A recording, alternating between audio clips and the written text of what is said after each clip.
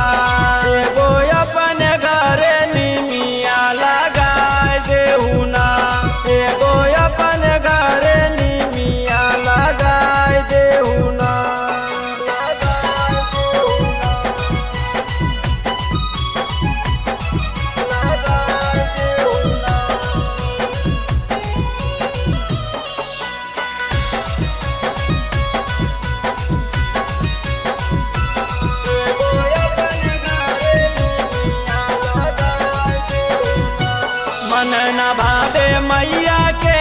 पिपरा अउरी बरवा हो एगो निमिया गछिया लागे पिया चलो बजरवा हो मन न भावे मैया के पिपरा अउरी बरवा हो एगो निमिया गछिया लागे पिया चलो बजरवा हो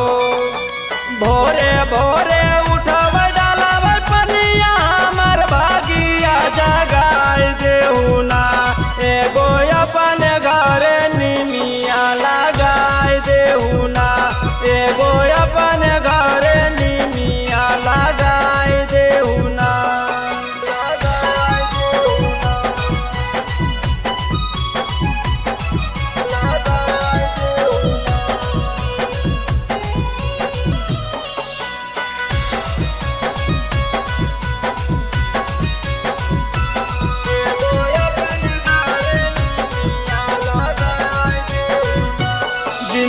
धान हो जैते मन परेशान हो जैते